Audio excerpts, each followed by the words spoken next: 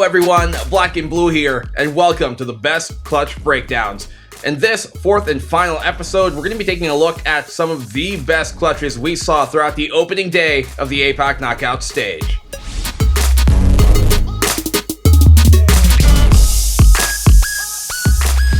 The knockout stage is the final hurdle for the best teams in APAC to qualify in the Masters. And with the clutches we're going to watch here today, we'll take a glimpse into APAC's finest.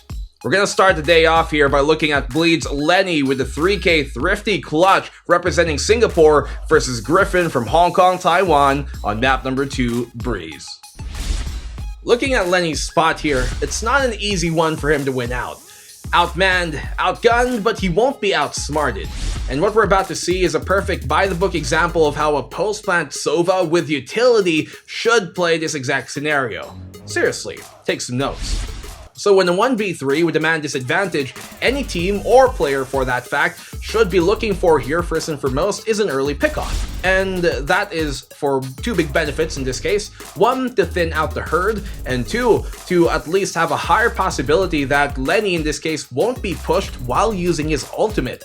And that's going to be crucial as you guys are going to see the time drain down later on. So we do see Griffin here kind of take a bit too long to get this retake going, and to their credit, they're being diligent, waiting for the regroup before they push it, but they have to recognize the power of 𝙎𝙎𝙖 and a Sova for that fact in this position with a lot of utility to utilize, and as well as a time really ticking down and that clock coming to a close.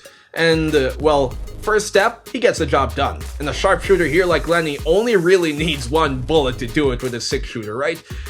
So, this round immediately more plausible now that he gets that pickoff. We look now here to the second step of this, and that is to line things up with the shock darts and deny the defuse with it. And that he does. He lines them up, and as soon as he hears 𝙎𝙎𝙎 tap the spike, he lets them loose. But the third and final option he's got is a big gun, a big one, to pull out, saving the best for last. The Hunter's Fury here, and I want you guys to take a look at where he positions himself compared to a while ago. You see him here now, 𝙎𝙎𝙖, as he gets that kill on the 𝙎𝙎𝙎, position himself closer now towards the shop position. He pulls back, wherein a while ago, he was a lot closer to this A main entrance, the cave, the mouth of the cave, really. And that's for two good reasons. One is it allows him to be safer when using his ultimate in case he does get pushed. And two, the further away a Sova is from his target when using his Hunter's Fury ultimate, the larger area of effect that ultimate will have. And in this case, the further he takes a step back, the more area that he can deny with that Hunter's Fury on the spike itself. Recognizing that power, 𝙎𝙎𝙖, with the time ticking down, has no real option but to try and stick the defuse and hope for the best. But it is still 𝙎𝙎𝙖 prevails in this situation as he helps Bleed secure the series 2-0, playing things perfectly by the book, exactly the way you'd expect. A stellar performance in that clutch, quite thrifty actually, and played out exactly the way it was drawn. But this next clutch we got coming up from Paper Rex's Forsaken representing MYSG versus Alter Ego from Indonesia is anything but conventional. Let's roll the clip. Oh boy, this one is in stark contrast to that last clip that we just saw. We're seeing Paper Rex up here a map in the series over Alter Ego from Indonesia, and as soon as Jin goes down, it becomes evident that the plan here for Paper Rex quickly turns into Forsaken having the spike, running into the site, and planting for A main before he backs out and they play that post plant. But what doesn't go according to plan here is the unfortunate timing that happens on 𝙎𝙎𝙖 to get caught out by 𝙎𝙎𝙎, who's also playing the Neon on the flank. Now with that position known, Mindfreak here in the corner, playing this crossfire that he's got with Forsaken towards the end of the A main halls is going to be crucial. And they know that this information is coming towards him, but still 𝙎𝙎𝙎, through great mechanics, he gets the kill on the Mindfreak. But as we said, because of that crossfire, Forsaken has a great position to trade him out, and that he does.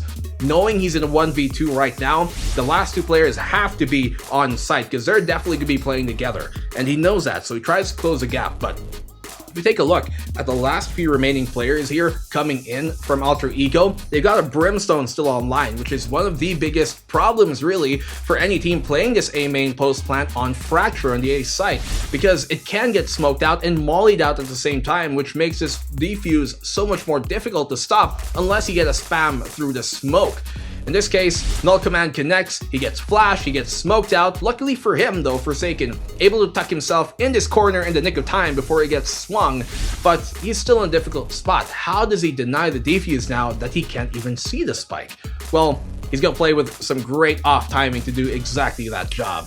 The molly actually thrown here by Brimstone from 𝙎𝙩𝙖 kind of makes him think that they were playing a bit more top down, with one playing from the drop position up above and another one trying to go for the defuse in potential. But we're gonna see him actually walk out here and even pre-aim that angle to start things off, because that's where he thought the molly came from, but then suddenly realizes, no, they're right in front of me. They're right here on the site itself, about to go for the defuse, but the off timing works out for him. For a player like Forsaken, it's no problem to line them up, spray them down, and come out on top. And for the prodigy here of the SEA scene, he's definitely capable of making any clutch happen. Paper Rex, they're on the path to another potential consecutive Masters appearance, and a lot of that is due to the incredible amount of value that Forsaken brings to this team. Guys, it's been an amazing journey watching some of APAC's finest in their best moments here throughout this entire series. For the meantime though, this will be the final episode of the best clutch breakdowns. I'm Black and Blue, and I hope to catch you guys still tuning in to the VCT to watch it all duke out during Masters. See you guys around.